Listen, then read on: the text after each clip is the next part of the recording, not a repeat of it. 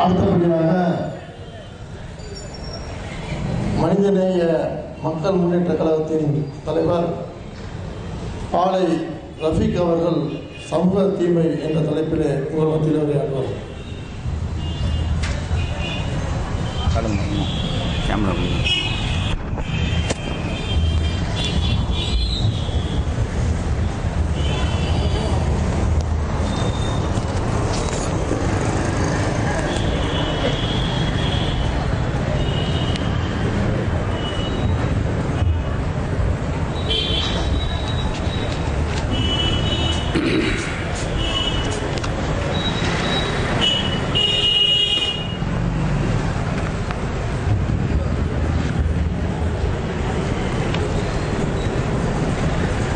अस्सलामु अलैकुम रहमतुल्लाहि व बरकातुहू। इन्नल हम्दुलिल्लाह नहमदुहु व नस्तईनुहु व नस्तगफिरुहु व नूमिनु बिही व नतवक्कलु अलैहि व नऊज़ु बिल्लाहि मिन शुरूरि अनफुसिना व मिन सय्यिआति अमालिना मन यहदिहिल्लाहु फला मुदिल्ल लहु व मन युद्लिल फला हादिय लहु व अशहदु अन ला इलाहा इल्लल्लाह वहदहु ला शरीका लहु वअशहदु अन्न मुहम्मदन अब्दुहु व रसूलुहु अम्मा बाद। अऊज़ु बिल्लाहि मिनश शैतानिर रजीम। बिस्मिल्लाहिर रहमानिर रहीम। या अय्युहन नास इत्तक़ू रब्बकुम लज़ी खलक़कुम मिन नफ्सिन वाहिदा व खलक़ मिनहा ज़ौजहा व बस्स मिनहुमा रिजालन कसीरन व निसाअ वत्तक़ुल्लाह अल्लज़ी तसाअलून बिही वल अरहाम इन्नल्लाह कान अलैकुम रक़ीबा। अल्लाहुम्मा सल्लि अला मुहम्मद व आलि मुहम्मद कमा सल्लैता अला इब्राहीम व आलि इब्राहीम इन्नका हमीदुम मजीद।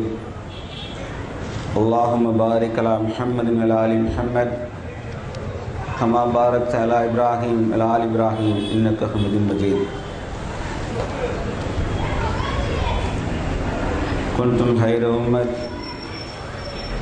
व उखरिजत लिन्नास तअमुरुना बिल मअरूफ व तनहूना अनिल मुनकर तु'मिनूना बिल्लाह। மனிதநேய மக்கள் முன்னேற்ற கழகத்தின் சார்பாக இங்கு நடைபெற்று கொண்டிருக்கிற சமூக தீமைகள் ஒழிப்பு பொதுக்கூட்டத்திற்கு தலைமை தாங்குகிற மாநில துணைத் தலைவர் ஷாதிக் அவர்களே, எனக்கு முன்பு உரையாற்றி அமர்ந்திருக்கிற இஸ்லாமிய மார்க்க அழைப்பாளர்கள் அப்துல் ஹமீத் அவர்களே, செங்கிஸ்கான் அவர்களே, நன்றியுரைக்காக நியமிக்கப்பட்டிருக்கிற புதுப்பேட்டை செயலாளர் ஷம்ஸ்தீன் அவர்களே,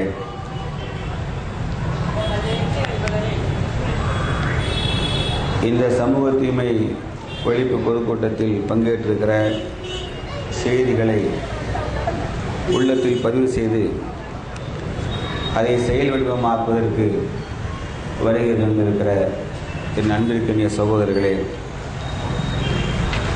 தோழமை சமுதாயத்தை சகோதர சமுதாயத்தைச் சேர்ந்த சகோதர சகோதரிகளே, மீண்டும் அல்லாஹ்விடத்திலிருந்து சாந்தியும் சமாதானமும் உங்கள் மீதும் என் மீதும் உண்டாவதாக என்ற பிரார்த்தனையோடு நான் என் உரைக்குள்ளே ஆசைப்படுகிறேன்.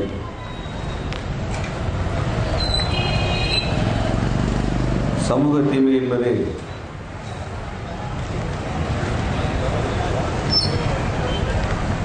தனி மனிதனில் ஆரம்பித்து அவன் சேர்ந்து கூட்டாக வாழ்கிற சமுதாயம், அவன் சார்ந்திருக்கிற தேசம் என்று அந்த தீமைகள் பல்வேறு வடிவெடுத்து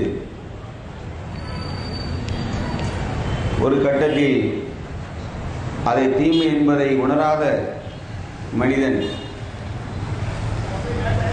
அதில் மூழ்கி போய் தனி மனிதன் மடிந்து அவன் சார்ந்திருக்கிற சமூகம் மடிந்து போய் அவனை சுமந்து இருக்கிற இந்த தேசமும் ஒரு காலகட்டத்தில் காணாமல் அழிந்து போய்விடும். இஸ்லாம் என்கின்ற இந்த அழகிய இயற்கை மார்க்கம் சமூக தீமைகள் நிச்சயமாக இந்த பூமியில் பரவும் என்றும் அந்த தீமைகளை எதிர்க்கின்ற ஒரு கூட்டத்தார் அது இறை விசுவாசிகளான உங்களிலிருந்து உருவாகட்டும். அல்லாஹ் ரப்பில் ஆலமீன் அப்படி சமூக தீமைகளை எதிர்த்து போராடுகிற அந்த போராளிகளை பார்த்து நீங்கள் மேன்மையான சமுதாயம் என்று அல்லாஹ் ரப்பில் ஆலமீன் அருள்மறை திருக்குர்ஆனில் சான்றும் பகர்ந்திருக்கிறார்.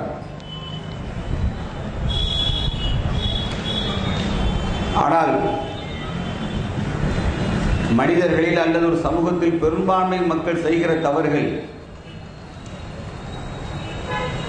அனைத்து மக்களும் அந்த தவறை செய்கின்ற காரணத்தினால் அதை பாவம் என்று கருதாத அளவிற்கு சமூகத்தில் தீமைகள் புரையோடி போய்விடுகின்றன. பெரும் பாவம் என்று கருதப்பட்ட விஷயங்கள் கூட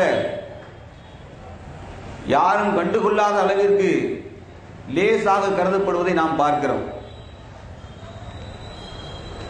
இந்த பார்வை ஒரு இறை விசுவாசிக்கு ஒருபோதும் இருக்கக்கூடாது.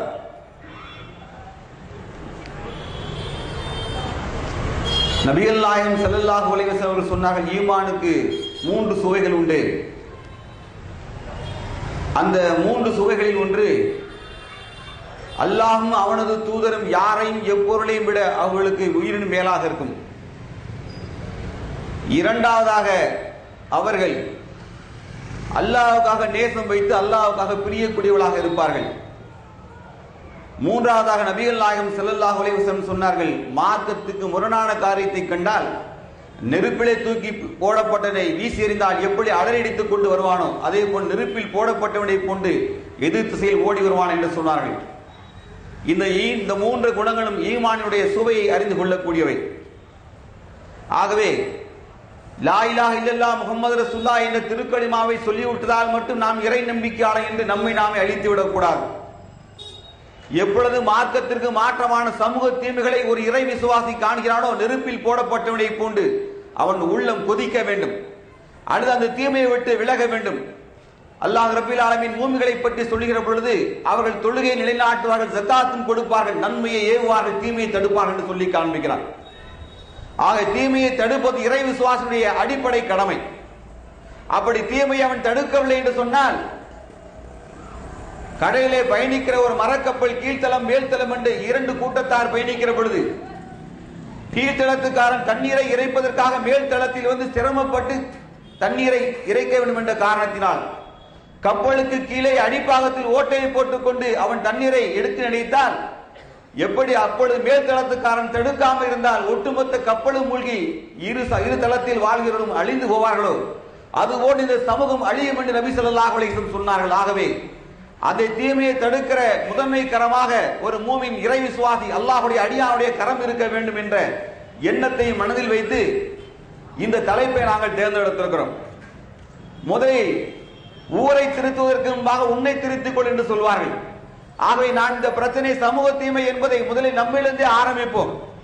பின்னர் இந்த சமூக தீமை எந்த அளவுக்கு பரவி இருக்கிறது, நாம் ஏன் இதை வேகம் கொண்டு தடுக்க வேண்டும் என்பதை சிந்தித்து பார்க்கலாம். அசிங்கம் என்று ஆபாசம் என்று கருதப்பட்ட விஷயங்கள் எல்லாம் அற்பமான விஷயங்களாக எடுக்கப்பட்டிருக்கிறது. முஸ்லிம்கள் காதுகளை பொத்திக்கொண்டு கண்ணை பொத்திக்கொண்டு சகிக்க முடியாத காரியங்களை எல்லாம் இன்றைக்கு லேசாக எடுக்கக்கூடிய அளவுக்கு சமூக தீமைகள் பரவி இருக்கிறது. அதிலே நாம் ஊடகத்துறையை நான் முதலிலே குறிப்பிட ஆசைப்படுகிறேன். இந்த ஊடகத்துறை செய்திருக்கிற மிகப்பெரிய அநியாயம் இளைய தலைமுறையை குறிவைத்து அழித்துக் கொண்டிருக்கிறது. அந்த இளைய தலைமுறைக்கு சமூக தீமை என்பதை உணர்த்துவதற்கு பதிலாக இந்த ஊடகம் சமூகத்தின் ஒரு அங்கமாக நீ மாறிவிடு, இது ஜனரஞ்சகம் ஆகிவிடு என்று அவனுக்கு கற்றுக் கொடுக்கிறது. இளைஞன் அவன் தான் சார்ந்து தன்னை பற்றி முதல் அறிந்து கொள்ள வேண்டும்.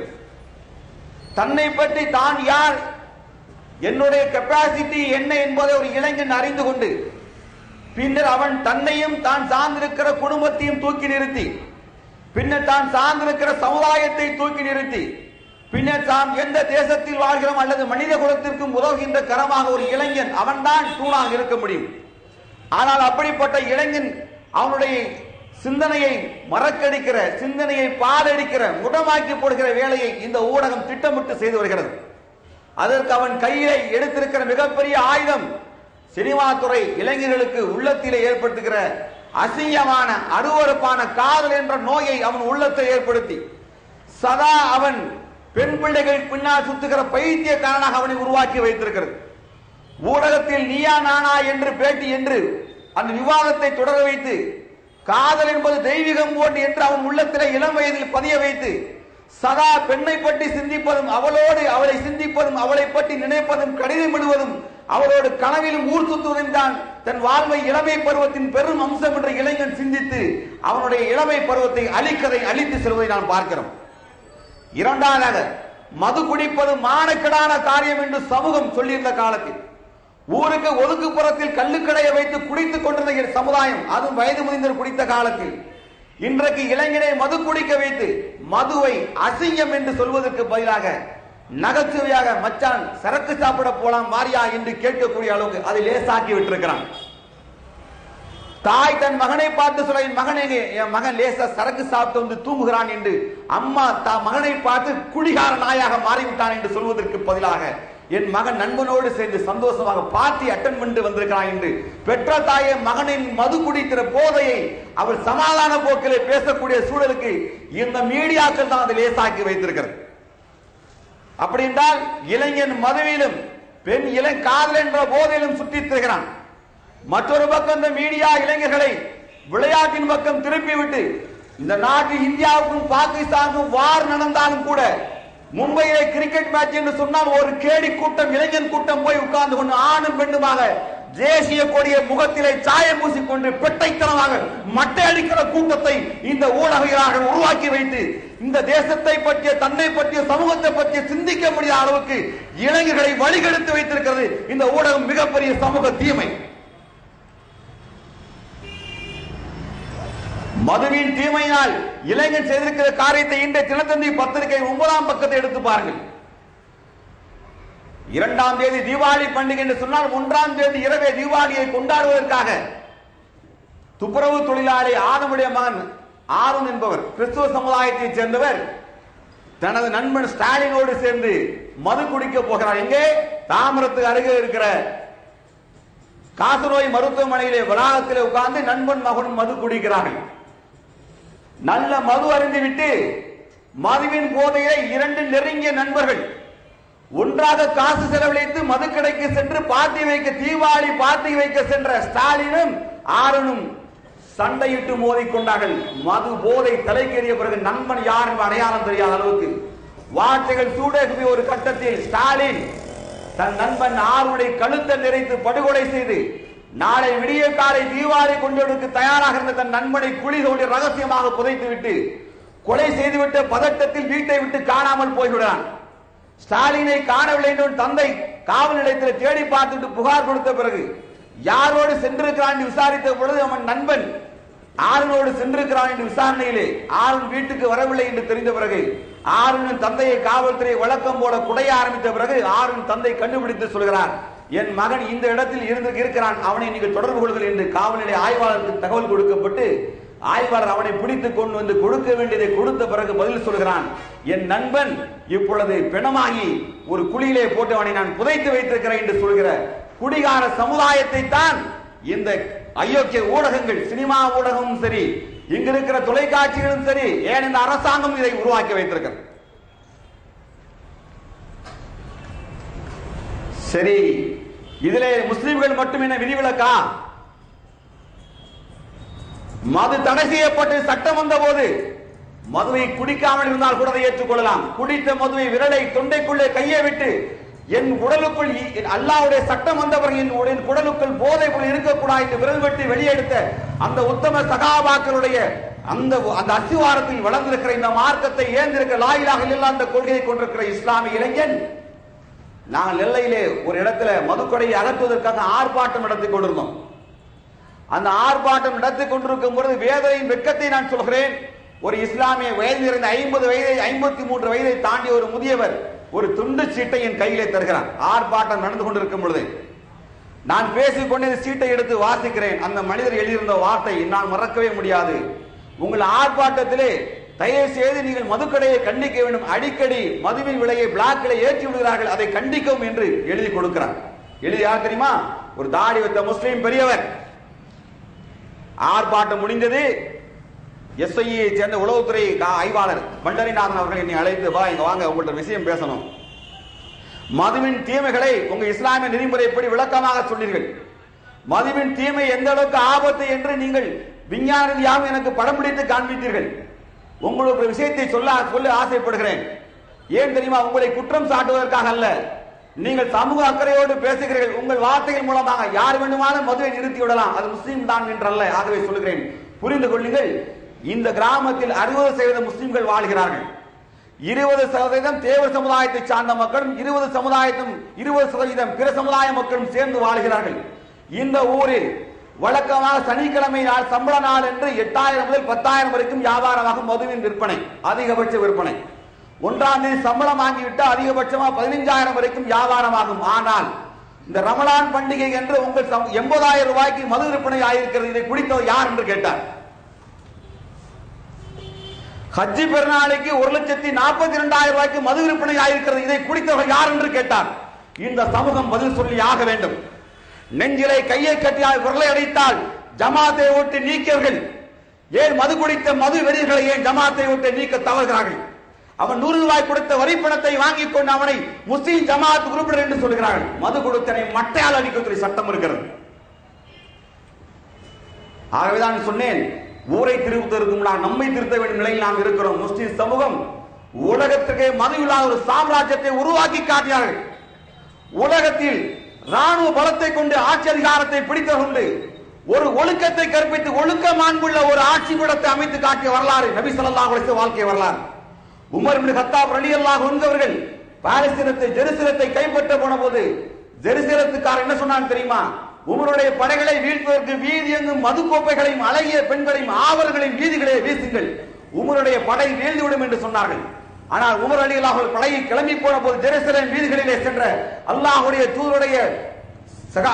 தூதருடைய கட்டளையை தாங்கியிருந்த அந்த தோழர்கள் அவருடைய சேர்ந்திருந்த தாபின்கள் எல்லாம் ஒன்று சேர்ந்து ஜெருசலேம் வீதியிலே படை பிரம்மாண்டமான உமர் தலையிலே படை புறப்பட்டு சென்றது. ஆனால் குனிந்த தலையை நிமிரவில்லை உமருடைய கட்டளை வருகின்றவரை. ஜெருசலேமுடைய சாவியை ஒரு பாத்தியார் கையிலே வைத்து சொன்னார், உமர்களே, எப்போது வரைக்கும் மதுவுக்கும் பெண்ணுக்கும் பொண்ணுக்கும் ஒரு சமுதாயம் மயங்காதோ அது வரைக்கும் இந்த ஜெருசலேமின் சாவி உங்கள் கையில இருக்கும். என்றைக்கு மதுவுக்கும் பெண்ணுக்கும் பொண்ணுக்கும் சமூகம் அடிமையாகிறதோ இந்த சாவி எங்கள் கைவசம் மீண்டும் வந்துவிடும் என்று சொன்னார்கள். இந்த முஸ்லிம் சமூகம் மதுவை உலகத்திலே ஒழித்து காண்பித்த சமூகத்தில் இளைஞன் ரமலானுக்கு 80,000 ரூபாய்க்கு குடித்திருக்கிறான், ஹஜ்ஜி பெருநாளுக்கு 1,37,000 குடித்திருக்கிறான். மானக்கேடு, மானக்கேடாக இருக்கிறது. இன்னும் சொல்ல போனால் டாஸ்மாக் மதுக்கடையை அளந்து ஊற்றுகிற வேளையில் கூட சில பேர் தாங்கி முஸ்லிம்கள் வேலை பார்க்கிறாங்க. முஸ்லிம்கள் இளைஞர்கள் மத்தியிலே பார்ட்டி, நியூ இயர் பார்ட்டி, புத்தாண்டு கொண்டாட்டம் என்பதெல்லாம் உருவாகி 12 மணிக்கு பீர் பாட்டிலையும் மது பாட்டிலையும் குப்பைகளையும் உடைக்கிற கேடுகட்ட இஸ்லாமியை உருவாகி இருக்கிறான். இந்தியா போன்ற பல் சமுதாய மக்கள் வாழ்கிற நாட்டில் பாரு இந்த இளைஞர் இஸ்லாமிய இளைஞரை வாழ்ந்தால் இவனை போன்று வாழ வேண்டும் என்று ஒழுக்கத்தை அடையாளம் காட்ட வேண்டிய முஸ்லிம் இளைஞன் தடம் புரண்டு போய் மானக்கேடான காரியங்களை தைரியமாக செய்கிறான். இந்த சமூக தீமையை இந்த ஜமாத்துகள் ஏன் கேட்க மறுக்கிறது? மசால் பிரச்சனையை சொல்லி ஒரு தாய் வைத்து தந்தை வைத்து விரட்ட துணிந்தவர்கள் ஏன் இந்த மானக்கேடான மதுவை குடித்துக் கொண்டு வருவனை, மது வியாபாரம் செய்பவனை ஏன் அடையாளம் பண்ணியவர்களை சமூகத்தை விட்டு ஓரங்கட்டி வைக்க ஏன் மறுக்கிறார்கள்? கற்பனையால் கூட சிந்தித்து பார்க்க முடியாதவர், வைத்தறிச்சல் தாங்க முடியல. ஒரு முஸ்லீமாக நின்று கம்பீரமாக நான் பேசிவிட்டு கீழே என்கிற பொழுது அவர் கொடுத்த அடி 80,000 ரூபாய்க்கு மது குடித்திருக்கிறான் என்று சொன்னால் யாரிடத்தில் போய் சொல்வது? இந்த சமூகம் எதை இஸ்லாம் என்று விளங்கி வைத்திருக்கிறது? உலகத்திற்கு உன்னத மார்க்கத்தை சொல்ல வேண்டிய சமூகத்தை இலங்கை நிலை என்ன பார்த்தீர்களா? இவனே அடிமையாக போய் கிடக்கிறான், இவனே போதைக்கு அடிமையாக இருக்கிறான்.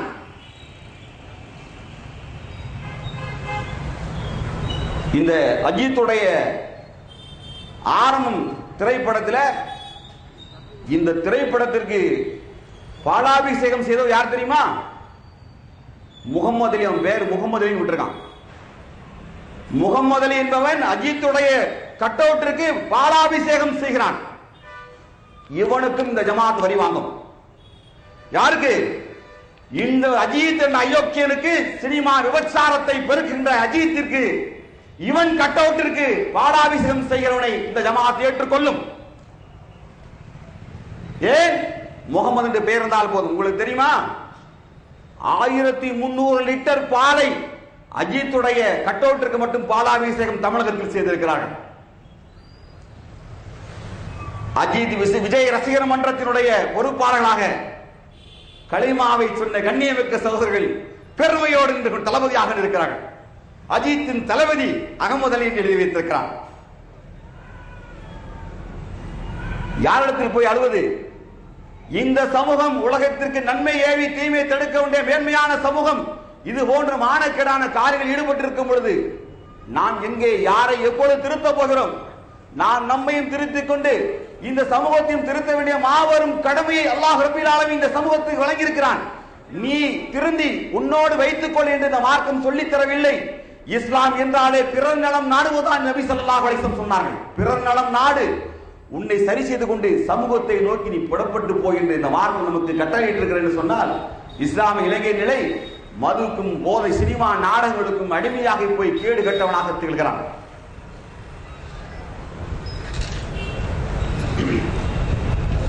இதே தினத்தந்தியில் இன்னைக்கு எடுத்து பாருங்க. இதே தினத்தந்தியில ஜாகிர் ஹுசேன் என்று சொல்லக்கூடிய 27 வயது இளைஞன், அவன நண்பன் நாகலிங்கம், மதுரை சிரிஸ்டர், அவரு மதுரையை சேர்ந்த நாகலிங்கம், அவன் கொத்தனார் வேலை செய்கிறான். அவனுடைய மனைவி பேர் சத்யா. சத்யாவுக்கு 2 ஆண் மகன், சிறு சிறு ஆண் குழந்தைகள் உண்டு. இந்த ஜாகிர் ஹுசேன் நாகலிங்கத்தின் மனைவியை கள்ள தொடர்பு வைக்கிறான். கள்ள தொடர்பை நாகலிங்கம் அறிந்து கொண்ட பிறகு ஜென்டில்மேன் அக்ரிமெண்ட் போட்டார்கள். யார் போட்டா? இந்த ஜாகிர் ஹுசேன் என்ற அயோக்கியன் போட்டான் ஜென்டில்மேன் அக்ரிமெண்ட். உன் மனைவியோடு எனக்கு இருக்கிற தொடர்பு உனக்கு தெரிந்து விட்டதாகவே 1.5 லட்சம் ரூபாய் உனக்கு தருகிறேன், நீ ஒதுங்கிக் கொள் என்று சொல்லி 1.5 லட்சம் ரூபாய் கொடுத்து நாகலிங்கத்தின் மனைவி சத்யாவை விலைக்கு வாங்கி கொண்டான். திருமணம் முடிக்கவில்லை, தலாக்கும் சொல்லவில்லை, விவாகரத்தும் செய்யவில்லை. கள்ள உறவின் மூலமா 1.5 லட்சம் ரூபாய் கொடுத்து அக்ரிமெண்ட் போட்டு ஒப்பந்தம் போட்டுக் கொண்டு நாகலிங்கத்தின் மனைவி சத்யாவை ஜாகிர் ஹுசேன் கொண்டு சென்று விட்டான். இங்கே இருந்து மதுரையில் இருந்து தென்காசிக்கு கொண்டு போய் ஆகிவிட்டது. தென்காசியிலே சத்யாவோடு ஜாகிர் ஹுசேன் வாழ்ந்து கொண்டிருக்கிறான். திடீரென்று மூத்த கணவன் நாகலிங்கத்திற்கு மனைவி மீது ஆசை வந்து விட்டது. நீண்ட நாள் பிரிவு, மனைவியை தேட ஆரம்பித்து விட்டது. ஜாகிர் ஹுசேன் வீட்டில் இல்லாத நேரத்தில் நேரா தென்காசிக்கு சென்று மனைவிடத்தில் போய் கெஞ்சுகிறான். நான் தெரியாமல் தவறு செய்து உன்னை விட்டுவிட்டேன், இப்பொழுது தவறை உணர்ந்து கொண்டேன், என்னோடு வா என்று கூப்பிடுகிறான். சத்யாவுக்கு ஜாகிர் ஹுசேனை பிடித்து விட்டது. ஜாகிர் ஹுசேன் நன்றாக வைத்திருந்திருக்கான் நாய், ஆகவே பிடித்து விட்டது. ஜாகிர் ஹுசேனை பிரிய முடியாத சத்யா ஜாகிர் இடத்தை சொல்ல, என் கணவன் வந்து தொல்லை செய்ய ஆரம்பித்து விட்டான் என்று சொன்ன போது ஜாகிர் ஹுசேன் என்ன செய்தான் தெரியுமா? அவன் உடன் பிறந்த தம்பி முகைதீன் என்பவனை, எப்படி தம்பி பார்த்துக்கணும், அவன் உடன் பிறந்த தம்பி முகைதீன் என்ற அயோக்கியனை அழைத்துக் கொண்டு போய் அவன் கூட இன்னொரு சகோதரன், 3, அது முஸ்லீம் அல்லாத சகோதரன், 3 நபரும் இங்கிருந்து மினைக்கெட்டு தென்காசியிலிருந்து மதுரைக்கு வந்து மதுரையிலே வந்து நாகலிங்கத்தை படுகொலை செய்து விட்டார். எப்படி? என் சத்யாவை நீ திருப்பி அழைக்கலாம் என்று ஜாகிர் ஹுசேன் படுகொலை செய்தான். கொலைக்கு துணை போனது முகைதீன். குந்தும் ஹைர உம்மத், குந்தும் ஹைர உம்மத் எங்க இருக்கு பாத்தீங்களா? இந்த ஹைர உம்மத் எங்க இருக்கிறது?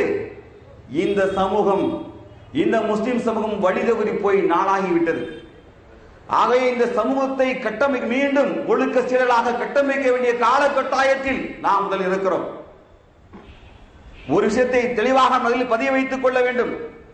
நாம் ஒழுக்க சீரலாக இருந்து அல்லாஹ் ஒருவன் தான் வணக்கத்திற்குரியவன், அவனை தவிர யாரும் என்ற கொள்கையில் உறுதியாக இருந்தால் மூத்தாப்பூரில் 3000 பேரை கொண்டு 1.5 லட்சம் ரோமானிய படைகளை விரட்டி அல்லாஹ் ரப்பீல் ஆலமீன் நரேந்திர மோடி அல்ல எவன் வந்தாலும் விரட்டுவதற்கு அல்லாஹ் நமக்கு எல்லா தைரியங்களையும் பாதுகாப்பையும் தருவான் என்பதை சமூகம் உணர்ந்து கொள்ளட்டும். தீய பழக்க வழக்கம், சிறுக்கு, பிஜத்து, கெட்ட மானங்கிட்ட காலையில் சேர்த்துக் கொண்டு இந்தியா 25 கோடி பேர் சேர்ந்து நின்று நரேந்திர மோடி எதிர்த்தாலும் அல்லாஹ் நமக்கு நாள் இழிவை கொடுத்து விடுவான். ஆனால் ஒழுக்க சீலர்கள், அல்லாவை தவிர வணக்கத்துக்கு யாரும் இல்லை என்ற கொள்கையோடு வாழ்கிறவன் 100 பேர் இருந்தால் பதில் போர்க்களத்தில் வெற்றி இருந்த ரப்பில் ஆலமீன் எதிரின் உள்ளத்தின் திகளை நான் தான் போட்டோம் என்று அல்லாஹ் ரப்பில் ஆலமீன் சாட்சி சொன்னான். நரேந்திர மோடி உள்ளத்திலே அல்லாஹ் ரப்பில் ஆலமீன் அச்சத்தை போடுவதற்கு அவன் போதுமான். அவன் படை பரிவார ராணுவம் எதை வேணுமான் கொண்டு வரட்டும், இந்த சமூகம் பயப்படாது. ஏனென்றால் உதவி வருகின்ற இடம் மேலிருந்து அழிக்க முடியாத சக்தி யார், அவன் கொடுத்ததை யாரும் தடுக்க முடியாது அல்லாஹ் சொல்கிறானே. அத்தகைய மகத்தான சக்தி உதவி வருமே, அது வரைக்கும் இந்த சமூகம் தன்னைத்தானே மாற்றிக்கொள்ள வேண்டும். ஜமாத்துகளுக்கு நான் கடுமையாக எச்சரிக்கிறேன். எங்களை பற்றி நீங்கள் என்ன வேண்டுமானாலும் பேசிக் கொள்ளுங்கள், எங்களுக்கு சான்று அல்லாஹ்விடத்தில் கூலியும் அல்லாஹ்விடத்தில் மட்டும்தான். ஜமாத்துகளை, குடிகார இளைஞர்களை சரிப்படுத்தி விடுங்கள். சமூகத்தை திரைப்பட நடிகர்களுக்கு பின்னாலே சுத்துகிற அந்த கேடுகட்ட இளைஞர்களை சரி செய்து கொள்ளுங்கள். 100 ரூபாய் கொடுத்தால் கஞ்சிக்கு டோக்கன் போடுகிற ஜமாத்தார்களே, அல்லாஹ்வை பயந்து கொண்டு உண்மையான மறுமை நாளில் உங்கள் பொறுப்பை பற்றி அல்லாஹ் ரப்பீல் ஆலமீன் விசாரிப்பான். அந்த விசாரணையின் போது நீங்கள் அல்லாஹ்வுக்கு பதில் சொல்ல வேண்டும் என்று சொன்னால் முதல்ல உங்க ஜமாத்தை இளைஞர்களின் பட்டியலை முதல்ல கையில் எடுங்க. எந்த ஜமாத்திலையும் கிடையாது. எந்த ஜமாத்திலையும் ஜமாத்தை இத்தனை இளைஞன் இருக்கிறான், இன்னென்ன வேலை பார்க்கிறான், இவன் குடும்ப சூழல் இது என்று எத்தனை ஜமாத்துகளத்திலே பட்டியல் இருக்கிறது. ஒரு ஜமாத்தும் கிடையாது. பள்ளிவாசல் வந்தா எவன் கட்டலாம், இவன் கட்டலாம், தூக்கு தூக்கு தூக்கு தூக்கு தூக்கு, இவன் நச்சாத்து மயிறு இதுதான் பேசுவான். ஆனால் இவன் குடிகாரன், சமாதியில போய் சைத்தாங்க காலில் முட்டி முட்டி மண்டையை முற்றவன், ஐயக்கு மூளை கட்டவன் என்று சிந்திக்கிற அதிகாரம் இந்த ஜமாத்துகளுக்கு இல்லை. தீமையன் பெருகாமல் போகும். விதவை பெண்ணை பற்றி இந்த ஜமாத்துகள் இன்றைக்கால் கணக்கெடுத்து உண்டா? நபி ஸல்லல்லாஹு அலைஹி வஸல்லம் சொன்னார்கள், என் சகோதரன் ஒருவன் தன் மனைவியை விட்டுவிட்டு அவள் கைப்பெண்ணாக விட்டு சென்றால் இந்த முகமதாக நான் பொறுப்பாளி. அந்த குடும்பத்தில் நபி ஸல்லல்லாஹு அலைஹி வஸல்லம் சொன்னார்கள். இன்றைக்கு ஜமாத் அதை செய்கிறதா? விதவை பெண்கள் ஏன் தவறான பாதைக்கு செல்ல மாட்டார்கள்? சமூகம் அங்கீகரித்தால், ஜமாத்துகள் முறையான உதவியை செய்தால் ஏன் தவறி செல்ல வேண்டும்? அதற்கான வாய்ப்புகள் கொடுக்கல. சமூகத்தின் தீமைகள் பெறுகிறது என்று சொன்னால் பொறுப்பாளர்கள் நாம் என்ன செய்து கொண்டிருக்கிறோம்? உலகத்துக்கு முன்மாதிரியாக இருக்க வேண்டிய சமூகம் இருந்த சமுதாயம் இன்றைக்கு நிலை என்ன? நாம எதை பற்றி கொஞ்சம் கூட சிந்திக்க தயார் கிடையாது. அதனாலதான் முஸ்லிம் சமூகம் அடி மேல அடி, அடி மேல அடி. ஏன்? இவன் சுயநலமாய் வாழ கற்றுக்கொண்டான், உலக கேளிக்கைகளை ஈடுபடுகிறான், சந்தோஷ வாழ்க்கையை அனுபவிக்க வேண்டும் நினைக்கிறான், இளமை என்றாலே கொண்டாடுவதற்குத்தான் என்று புரிந்து வைத்திருக்கிறான். இளமை அழகிய பருவம், அல்லாஹ்வுடைய அன்பை பெறுகிற பருவம், அரசின் நிழலை தேடுகிற பருவம், மறுமையை அல்லாஹ்வுடைய 3 கேள்விகளில் ஒன்று உன் ஆயுளில் இளமை எப்படி செலவழித்தா என்று சொல்கிற அல்லாஹ்விடத்தில் பதில் சொல்ல வேண்டிய பருவம் என்பதை இந்த முஸ்லிம் இளைஞன் தவறால் புரிந்து கொள்ளவில்லை. அவன் புரிந்து கொள்ளவே இல்லை. ஆகவேதான் நான் வழிநெடுக பார்க்கிறேன், அநேக இஸ்லாமியர்கள் வாயிலே பான்பரா, வெட்கம் இல்லாமல் பான்பராக்கை போட்டுக்கொண்டு அஸ்ஸலாமு அலைக்கும் என்று கையும் கொடுக்கிறான். அவன் முகத்தை பார்த்து பேசுவதற்கு கூட எனக்கு மனசு வரல. வெட்கம் கொஞ்சம் கூட வெட்கம் இல்லாமல் பான்பராக்க வாயில போட்டு சவச்சுக்கிட்டே வாங்க, வந்து கீழே துப்பிட்டு அஸ்ஸலாமு அலைக்கும் வேற சொல்றான். அசிங்கமா இருக்கு, ரொம்ப கேவலமா இருக்கு. இதெல்லாம் ஒழித்து காட்ட வேண்டிய சமுதாயம் முன்னோடி சமுதாயம் இல்லைங்க. இல்ல முஸ்லீம் இளைஞன் அடுத்தா என்ன பண்ணா பீச் ரோட்ல சுத்திட்டு இருக்கான். முஸ்லீம் இளைஞர்கள் பீச் ரோட்ல அல்லாஹ் அக்பர் என்று பாங்க சொன்னால் பள்ளிவாசல் ஆளை காணும், எங்கே வரல. ஆனா பீச் ரோட்ல முஸ்லீம் இளைஞர்களை பார்க்க முடிகிறது. கடற்கரை ஓரங்களை சுத்துகிறார்கள், அங்கே அவர்களை காண முடிகிறது. மகாபலிபுரம் ஓரங்களை வாகனங்களை தூக்கி வைத்துக் கொண்டு பணக்கார தன்மையை காட்டுகிற வாகனங்களை ஓட்டுகிறார்கள், அதை முஸ்லீம் இளைஞர்களை பார்க்க முடிகிறது. ஆனால் இவளை பள்ளிவாசல் பக்கம் நெறிப்படுத்துகிற இளமை பருவத்தையுடைகளை பார்க்க முடியும் என்று கேட்டால் இல்லை. உமர் இப்னு கத்தாப் ஆட்சி காலத்தில் கப்பாப் ரலியல்லாஹு அன்ஹு அவர்கள் பள்ளிவாசலுக்கு வருகிறார்கள். அமர்ந்திருக்கும் சில இளைஞர்கள் பள்ளிவாசலை சிரித்துக் கொண்டுதான் இருந்தார்கள். உமர் இப்னு கத்தாப் வந்தார்கள், கப்பாபே நீங்கள் பள்ளியிலே அமர்ந்திருக்கும் போது இளைஞர் கூட்டம் சிரிக்கிறதை என்று சொன்னார்கள். கப்பாபே முன்னாள் கப்பாபே உங்களுக்கு இஸ்லாமிய காலத்து அடிப்படை சம்பவங்களை சொல்லுங்க சொன்னபோது கப்பாப் அவர்கள் துன்புறுத்தப்பட்ட செய்தியை சொன்னபோது அந்த இளைஞர்கள் அழுதார்கள். அதற்கு பிறகு சத்தியமிட்டார்கள், பள்ளிவாசல் ஒருபோதும் சிரிக்க மாட்டோம் என்று சத்தியம் எடுத்துக் கொண்டார்கள். பள்ளிவாசலில் சிரிப்பதை கூட தடுத்திருக்கிற மார்க்கம். ஆனால் இவன் இளமை பருவத்தை சந்தோஷத்தில் ஆனந்தமாக கொண்டாடி மகிழ வேண்டும் என்று ஆசைப்படுகிறான்.